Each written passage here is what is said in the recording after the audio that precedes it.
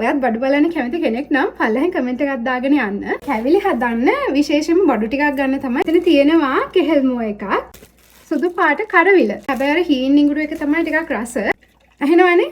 මේ පොල් දෙක හරි හොඳයි. කැනඩාවට ඔන්ටේරියෝ වලට එන්න බලාපොරොත්තුෙන් ඉන්න කෙනෙක් නම් අඟුණ කොළ, කොටු කොළ, වැල් පෙනල ලංකාවේ බඩු උනත් මම කැමති එක එක කඩවල වලින් ගන්න. සාමාන්‍යයෙන් බඩු ගන්නකොට ඉන්ග්‍රීඩියන්ට්ස් කියවන කෙනෙක්. අච්චාරු එකක් හදන්න. ඉතින් ඔයගොල්ලෝ ඉටොබිකෝ පැත්තේ ඉන්නවා නම් මිසසාගා මේක තමයි අපි සාමාන්‍යයෙන් පාවිච්චි කරන්නේ. සීනිහෙකුත් කාලයකට පස්සේ ගත්තා. සමහර දවස් වලට 7:00 වෙනකන් හොඳට එළිය තියෙනවා. මොකද මේ දවස්වල යන ස්ට්‍රෝබෙරි නා කතාව කියලා මම හරියටම දන්නේ නැහැ. ඉතින් ඔන්න කෙසෙල් කොළ දෙකක්ම ගත්තා. මෙන්න අපේ මින්සාරි විශේෂයෙන්ම පිටරටකට එන්න බලාපොරොත්තුෙන් ඉන්න කෙනෙක් නම් මේ තියෙන්නේ අපි ගත්ත කොත්තු එක. දන්න කෙනෙක් ඉන්නවනම් පළවෙනි කමෙන්ට් එකක් දාගෙන යන්න මොකද්ද මේ ස්ටෝරි එක කියලා. ඉතින් මට අමතකුණා ඔයාලට පෙන්වන්න දෙයක්. මම කල්පනා කරා මොන හරි මිස් වුණා නේද කියලා.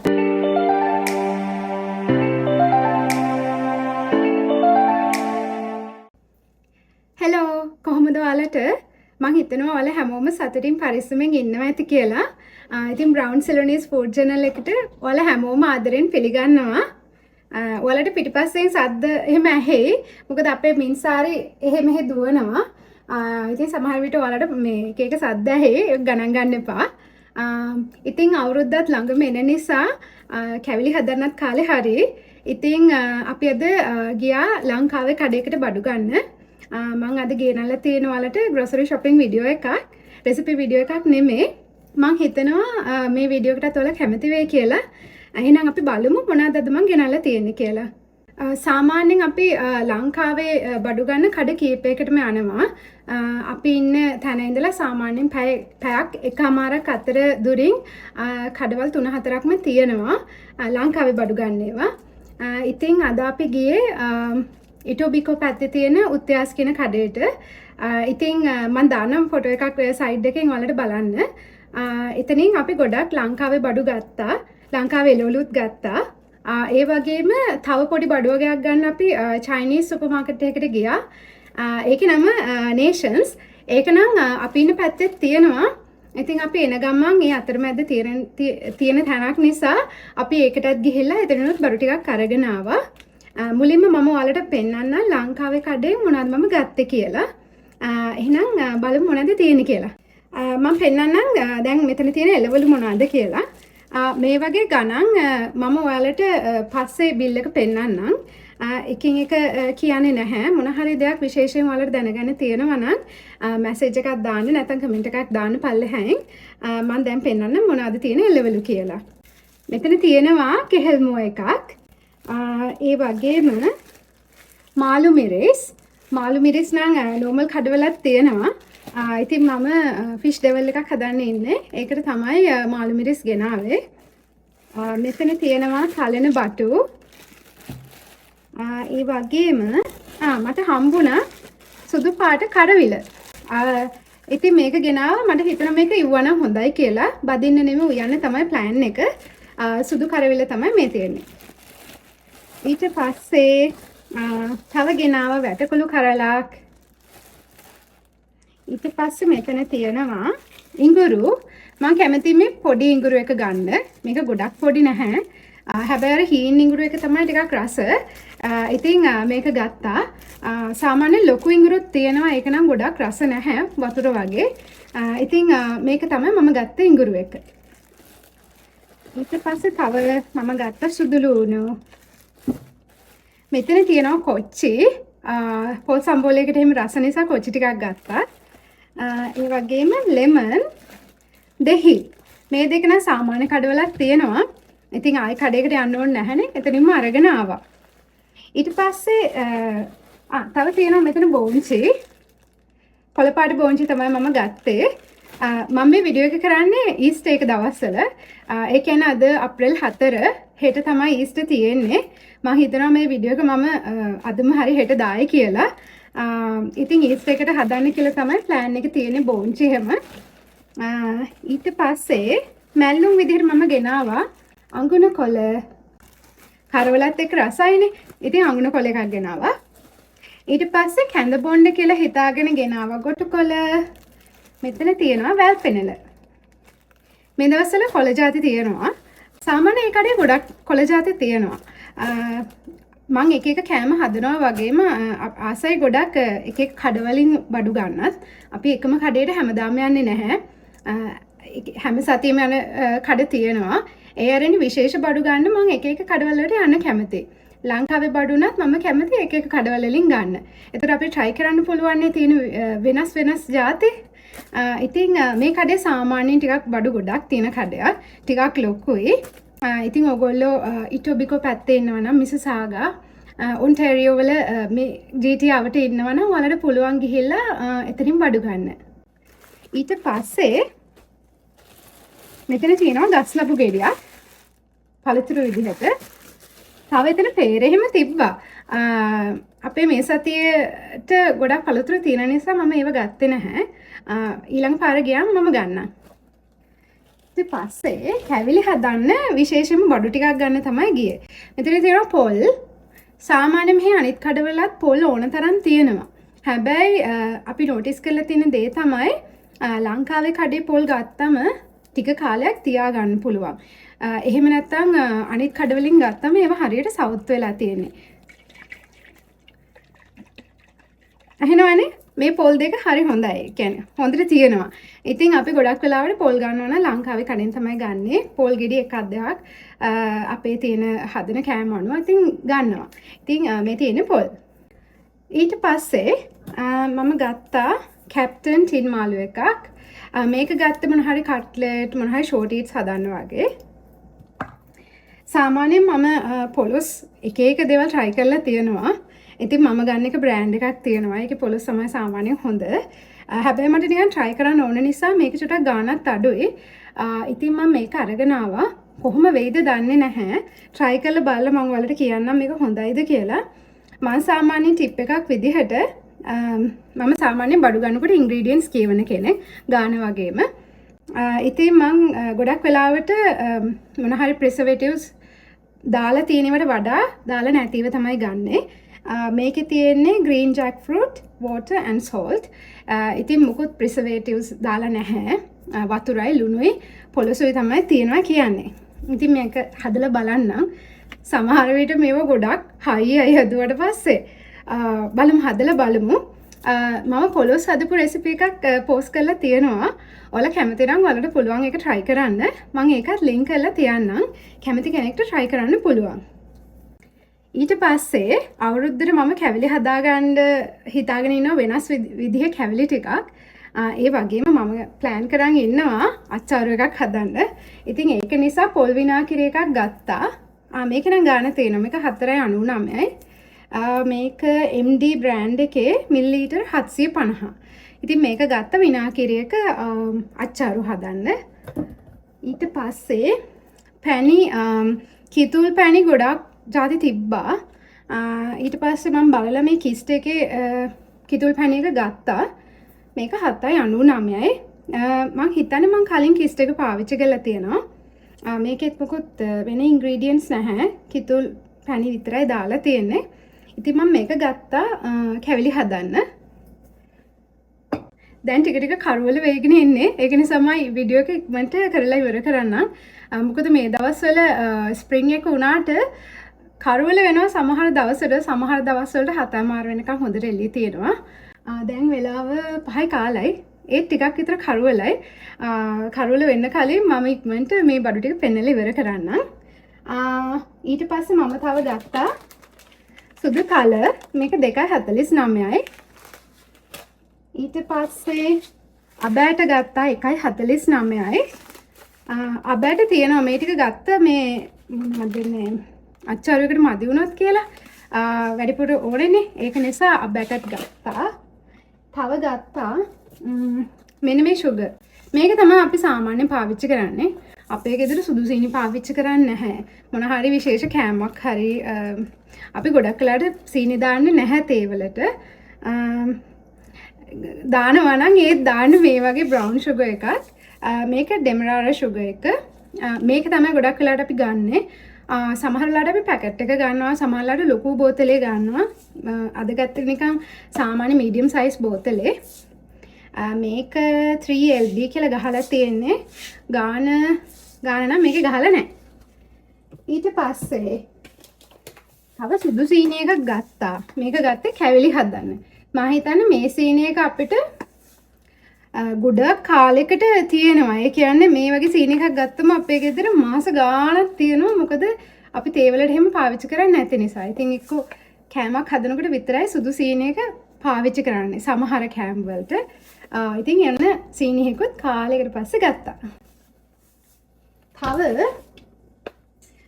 ගත්තා පරිප්පු එකක්. මේක 2.99යි.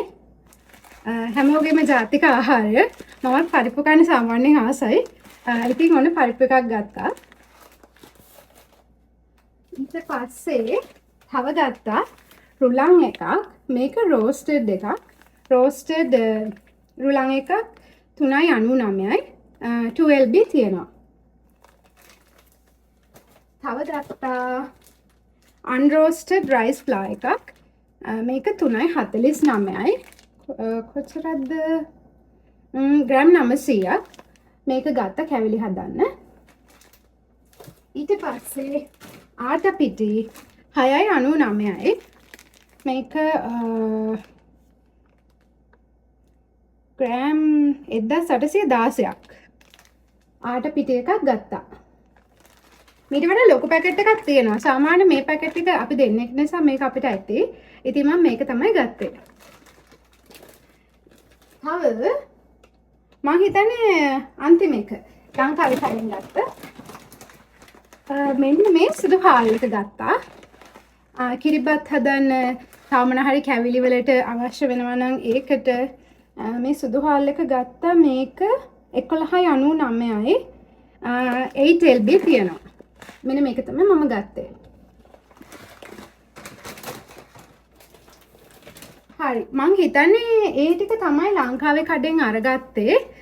ඊට පස්සේ මං කිව්වනේ අපි චයිනීස් ස්ටෝර් එකටත් ගියා කියලා නේෂන්ස් එකට මම එකෙත් පින්තූරයක් දාන්නම්. ඉතින් මිසිසාගා තියෙන එකට තමයි අපි ගියේ. සාමාන්‍ය මිසිසාගා එක ටිකක් ලොකුයි. අපි හැමිල්ටන් වල ඉන්නේ. හැමිල්ටන් එකට වඩා මිසිසාගා එක ගොඩක් නෙමෙයි ටිකක් ලොකුයි. ඉතින් ඒකේ තව එක ඇක්ටිවිටීස් උත් තියෙනවා. මම ආසයි ඉතින් ඔය එක කඩවල වලට ගියාම බඩු බලන්න එහෙම. ඔයත් බඩු බලන්න කැමති කෙනෙක් නම් පල්ලෙහෙන් කමෙන්ට් එකක් දාගෙන යන්න. ඔයාලා කැමති නම් කියන්න මම නේෂන්ස් එකෙත් වීඩියෝ එකක් අරගෙන එන්නම්. දැන් බලමු මොනවද අපි ගෙනාවේ කියලා. මම අච්චාරු එකට ගස් ලැබුව එකක් බැලුවා ලංකාවේ කඩෙන්. හැබැයි එතන තිබ්බේ ගෙඩි 3යි. ඒක මට අවශ්‍ය සයිස් එක නෙමෙයි. ඉතින් මම නේෂන්ස් එකට ගියා. මොකද සාමාන්‍ය නේෂන්ස් එකේ හැම දෙයක්ම තියෙනවා. ලංකාවේ බ්‍රෑන්ඩ්ස් නැති වුණත් එළවලු පළතුරු පලා වර්ග ගොඩාක් ಜಾති තියෙනවා. මම යන්න ගොඩක් මාස කඩේට තමයි නේෂන්ස් කියන්නේ. ඉතින් මේ වගේ අමු ගස් ලැබුව එකක් ගෙනාවා අච්චාරු එකට. ඊට පස්සේ පොඩි රතු ලුණු ගෙනාවා. රතු ලුණුක චූටි මේවා නෙමෙයි, මේවා ටිකක් විතර ලොකුයි. පොඩි පොඩි ඒවාත් තියෙනවා. ඉතින් සමහර වෙලාවට පොඩ්ඩක් කපලා ගන්න වෙයි. දෙකක් ගත්තේ මොකද ඩීල් එකක් තිබ්බා. දෙකම ඩොලර් මම හිතන්නේ 5යි. ඉතින් මේකත් මම ගත්තා අචාරු එකට. ඊට පස්සේ අපේ සතියේ කෑම විදිහට 2% මිල්ක් එකක් ගත්තා. ඊට පස්සේ අපේ ගෙදර අනිවාර්යයෙන්ම බිත්තර ගේනවා. බිත්තර පැක් එකක් ගත්තා. මම හිතන්නේ බිත්තර මෙතන 12ක් තියෙනවා. උදේ කෑමට ස්ට්‍රොබෙරි එකක් ගත්තා. මොකද මේ දවස්වල යන ස්ට්‍රොබෙරි නා කතාව කියලා මම හරියටම දන්නේ නැහැ. මම ගොඩක් දකින්න පෝස්ට් එහෙම. දන්න කෙනෙක් ඉන්නවනම් පල්ලෙහෙන් කමෙන්ට් එකක් දාගෙන යන්න මොකද්ද මේ ස්ටෝරි එක කියලා. මම හරියටම දන්නේ නැහැ. මම හිතනවා AI වීඩියෝ එකක් වෙන්න ඇති කියලා. දන්න කෙනෙක් ඉන්නවනම් පල්ලෙහෙන් කමෙන්ට් එකක් දාගෙන යන්න. ඊට පස්සේ ඔන්න අපි කෙසෙල් ගත්තා. අමු කෙසෙල් ගත්තේ මොකද අපේ ගෙදර ගත්ත කෙසෙල් මම හිතන්නේ 4ක් විතර තියෙනවා උඩ. ඒ කියන්නේ අපිට දවස් 2-3කට මේ කෙසෙල් ඇති. ඒ වෙනකොට මේක ඉදෙනවා. ඉතින් අමු කෙසෙල් තමයි අපි ගත්තේ. ඊට පස්සේ තව ගත්ත මැන්ඩරින්. මැන්ඩරින් මම කන්න ආස එකක්. ඉතින් මිදි ඒවම තියෙනවා ගෙදර ගත්ත ඒවා. ඉතින් මැන්ඩරින් ටිකක් ගත්තා. මොකද මැන්ඩරින් අපි දෙන්නම ආසයි කන්න. මේ තියෙන මැන්ඩරින් ගත්ත ටික. තව විශේෂ දෙයක් ඔයාලා ඉතින් හැමදාම දකිනවානේ හැම සතියෙම මගේ කෙසෙල් කොලේ උතපු බත් දකිනවා. ගොඩක් වෙලාවට ගොඩක් අය මගෙන් මැසේජ් කරලා අහනවා කොහෙන්ද කෙසෙල් කොල ගන්නෙ කියලා. මම කෙසෙල් කොල අනිවාර්යයෙන්ම ගන්නේ නේෂන්ස් එකෙන්. මොකද ඒකේ අනිවාර්යෙන් වරදින් නැතුව කෙසෙල් කොල තියෙනවා. ඉතින් දෙකක් ගත්තොත් ඩීල් එකක් තිබුණා මොකක් හරි. ඉතින් මම දෙකක් ගත්තා. මේ ටිකක් ඉඩක් නැහැ මේ ෆ්‍රීසරේ තියාගන්න. ඒ වුණාට මට හිතුණා දැන් කැවිලි හදනවා වරුද්දට ඕන වෙනවා. ඒක නිසා දෙකක් ගත්තොත් ලේසි කියලා. ආයෙ යන්න ඕනේ නැහනේ. ඉතින් ඔන්න කෙසෙල් කොළ දෙකක්ම ගත්තා. මේක ෆ්‍රීසරේ තමයි තියන්න ඕනේ. මං හිතන්නේ මම ඔක්කොම බඩු ටික පෙන්නුවා. මම ඔයාලට දැන් ෂොට් එකක් දාන්නම් මොනවද මං ගත්ත ඔක්කොම බඩු කියලා. මෙන්න අපේ මින්සාරි මං අල්ලගෙන ආවා. මෙයාට මං අඬ ගැහුව වීඩියෝ එකට එන්න කියලා. ඒ වුණාට ආවේ නැහැ. මින්සාරිට කැමති යාළුවොත් ඉන්නවා අපේ පේජ් එකේ. ඉතින් මින්සාරි හායි කියන්න ඔන්න මින්සාරිව එක්කගෙන ආවා අපි. හරි එහෙනම් වීඩියෝ එකේ ඉතුරු ටික බලන්න.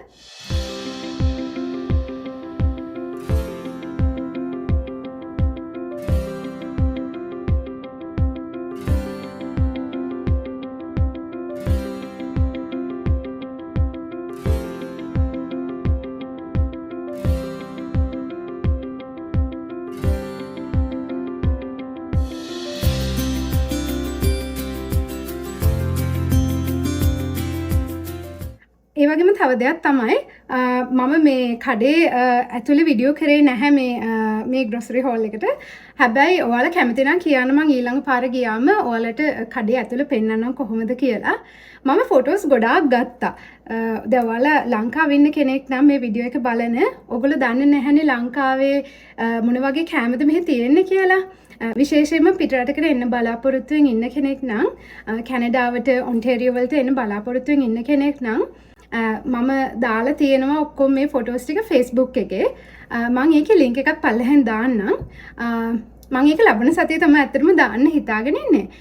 ඉතින් ඔයාලා ගිහිල්ලා බැලුවොත් එහෙනම් මගේ Facebook එකේ ඒකෙන් බලන්න පුළුවන් මොන වගේ ලංකාවේ බඩුද අපිට මෙහි ගන්න තියෙන්නේ කියලා. සමහර වෙලාවට මේ ඔයාලා හිතන්නේ නැති බඩු මෙහි අපිට ගන්න තියෙනවා. ඉතින් මම ෆොටෝස් ටික ඔක්කොම දාන්නම් Facebook එකේ. ඒ වගේම ලින්ක් එකක් දාලා තියන්නම් මේ වීඩියෝ එකේ පල්ලෙහා ඩිස්ක්‍රිප්ෂන් එකේ. ඔයාලට පුළුවන් මගේ Facebook එකත් බලලා ඒකේ තියෙන පෝස්ට් වලට ඔයගොල්ලෝ කොහොමද තව මොන වගේ දේවල්ද මම ඇඩ් කරන්න ඕනේ ඒ වගේ සජෙෂන්ස් තියෙනවා නම් ඔයාලට පුළුවන් මට පල්ලෙහා කමෙන්ට් එකක් දාන්න. ඊට පස්සේ මම ඔයාලට පෙන්නන්නම් මේ කොහොමද මගේ ග්‍රොසරි බිල් එක කියලා. මම ඇත්තටම හිතුවා මේ ලංකාවේ බඩු වලට ඩොලර් 250ක් 250ක් විතර යයි කියලා. ඒ වුණාට ඇත්තටම මේක තමයි බිල් එක. මට මේ 145ක් තමයි ගියේ. මම හිතුවා නම් 200කට වඩා යයි කියලා. ඒ වුණාට එච්චර අවුලක් නැහැ. 145යි 787ක් තමයි ගියේ. ඔයාලා විශේෂයෙන් මොන හරි මෙතන දැනගන්න කැමති නම් prices පල්ලෙහෙන් කමෙන්ට් එකක් දාන්න. මෙන්න මේක තමයි මට ගිය බිල. ඊට පස්සේ නේෂන්ස් එකට මට ගියා ඩොලර් 27.89ක් චයිනීස් ස්ටෝර් එකට.